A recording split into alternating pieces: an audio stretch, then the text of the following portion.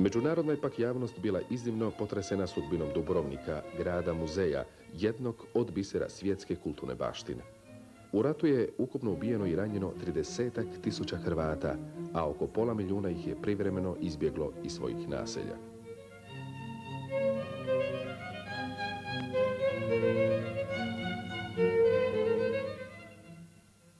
Prisežem! Hrvatska ne samo da u Domovinskom ratu nije pokleknula pred trećom vojnom silom u Europi, već je u svega nekoliko mjeseci oformila i svoju vojsku, spremnu da istjera srpskog agresora s privremeno okupiranih dijelova svoga teritorija. Hrvatska je vojska do oružja mahom došla tako što ga je otela od agresora ili sama čak proizvela.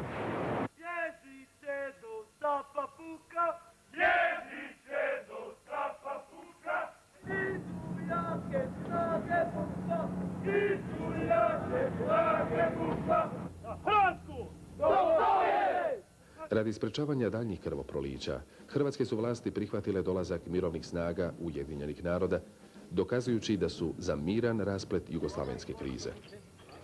Poštujući volju naroda na referendumu i odlučnost svojih građana u borbi, Hrvatska nije mogla biti zaustavljena na putu u neovisnost i međunarodno priznanje.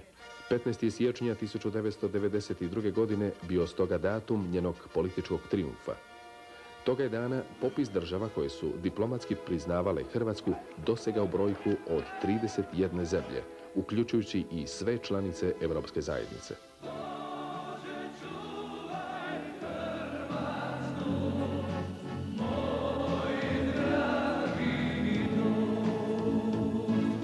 Tom su se priznanju u travnju priključile i Sjedinjene Američke Države, ali najznačajniji dan u hrvatskoj povijesti svakako je bio 22. svibnja 1992. kada se i njen stijeg zaviorio ispred zgrade Ujedinjenih naroda u Njujorku. Republika Hrvatska je tako postala 178. članica svjetske organizacije, obvezavši se da će u svemu poštivati njenu povelju i vladavinu međunarodnog prava.